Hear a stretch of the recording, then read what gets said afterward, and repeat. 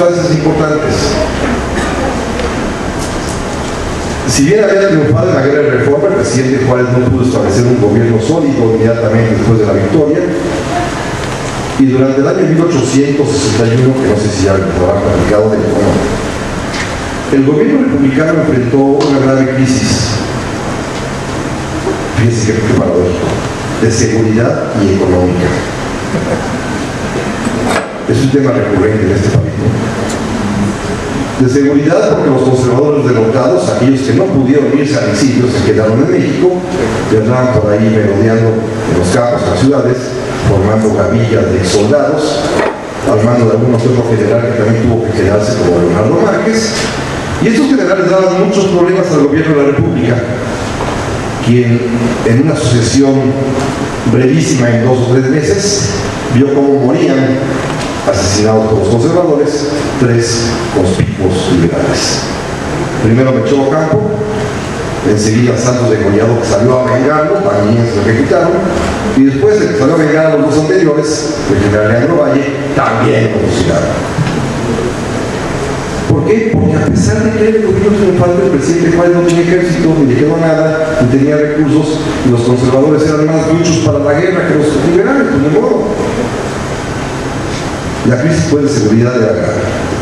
Pero además también, ustedes saben, la crisis económica fue terrible y el presidente Juárez se encontró con una situación verdaderamente desoladora al hallarse las arcas públicas en estado absolutamente desierto, sin un centavo, y encontrarse, eso sí, con la presencia constante de las reclamaciones extranjeras que, fundados en los viejos créditos que México había recibido, exigían el pago de la deuda externa. Y don Benito, como ustedes recordarán, para salir por lo menos de este problema inmediato, y utilizando un poquito el refrán de que debo o no niego, lo pago o no tengo, decidió suspender por 2 años el pago de la deuda externa. Cosa que será empleado como detonante que ahorita platicaremos. Hay un elemento más importante para más o menos tratar de reseñar este gran caldo de cultivo que permite la formación del imperio. Y es que Estados Unidos,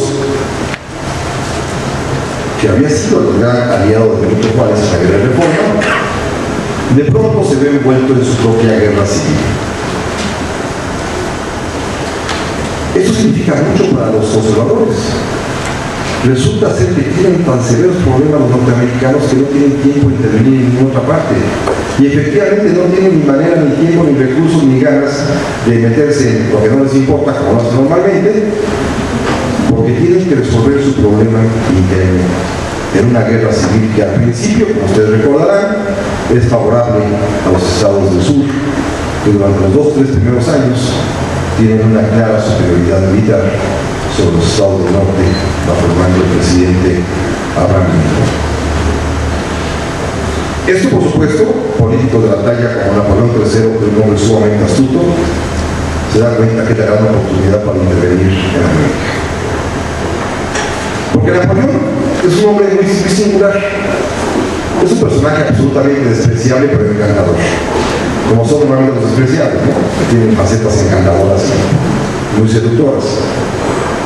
Y es un hombre que, para empezar, pues es el sobrino de su tío, ¿no? Y no alcanzó pues nunca la grandeza natural que el propio Napoleón I llegó a tener, sino que este se monta en la fama del tío y tratará siempre de imitarlo, aunque con resultados bastante fallidos. Pero sin embargo hay un momento de esplendor de la Francia del Segundo Imperio con Napoleón, que es estos años de 1855 a 1865, en que Francia parece ser efectivamente una gran potencia, y efectivamente los países europeos le han concedido a Napoleón ese calificativo de ser el árbitro de Europa que yo les comentaba hace un momento. Es un país rico en expansión, un país que ya intervino militarmente en África, en la zona de Argelia, un país que inclusive se mete en Indochina, lo que se da después de Vietnam, por Napoleón III cuando inicia la presencia francesa en esa región del mundo asiático. Pero Napoleón además tiene otras ideas que tampoco son descabelladas. Él pensaba que había que ponerle un muro, un valladar, como decía, a la expansión de los Estados Unidos. ¿A poco está descabellado? Pues no, ¿verdad? Y estaba claro porque él decía, bueno, los países americanos, nacidos la gran mayoría de ellos de España, que tienen una unidad de lengua, una unidad de cultura, una unidad de religión mucho más afín toda ella a la francesa que a la norteamericana, protestante y sajona, seguramente se verían beneficiados si detenemos al país que los está sometiendo y avasallando, que son los Estados Unidos. Sobre todo un país que había sufrido ya la pérdida de la mitad de su territorio y del cual la sensación general de la población, por lo menos en aquel tiempo, es de enojo, de desprecio y de molestia. Los Estados Unidos y México.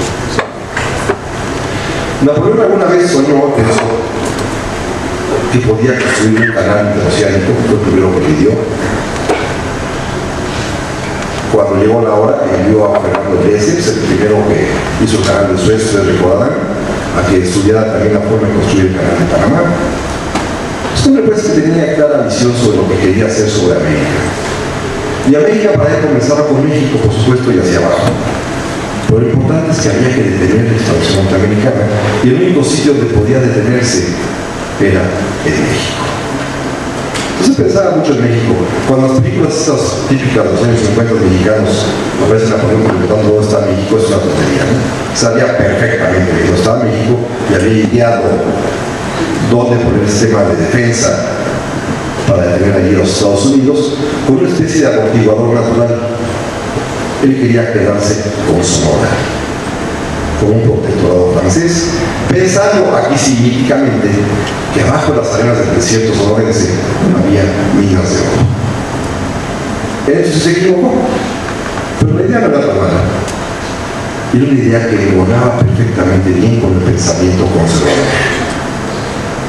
Salió un punto interesante de mí. Otro más era la emperatriz Eugenia. Estaba loca, ¿no? Y eso es maravilloso, porque si una mujer loca que enseña da mucha movilidad a la historia. Y la pobre mujer era una mujer que sufría mucho porque su esposo, entrando un poco a chisme, pregonaba abiertamente que le había sido fiel nada más 6 meses. La pobre mujer llevaba 10 años de casado y pues estaba verdaderamente desquiciada. Tenía una ansia enorme de reconocimiento por parte de su marido. Le había dado un hijo, el príncipe imperial, que era un niño enfermizo. No pudo tener otro hijo jamás.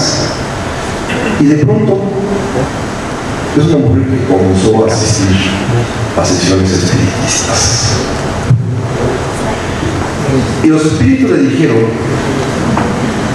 que ella era algo así como una segunda Isabel la Católica. Y su misión era salvar a esas razas españolas que estaban al otro lado del Atlántico y que se veían amenazadas por los protestantes norteamericanos.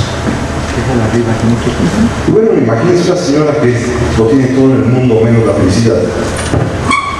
Se pone a idear cosas y cosas y cosas. Y pronto se convierte primero en la escucha, la que recibe las quejas de los exiliados mexicanos, que encuentran en ella el eco a lo que ellos van a quejarse. No, pues don Benito está llegando a Estados Unidos y diría, ¿cómo es posible? Entonces ella comienza a recibirlos, pero además también comienza a presionar a su marido. Por lo menos hazme feliz en esto, ¿no? Y el marido, por supuesto, conjunta por una parte su propia sueño de gloria imperial y por otra parte, ¿por qué no quedarme con su mujer? Total, si se quiere sentir Isabel la Católica, pues que lo sea. Entonces es otro instrumento favorable.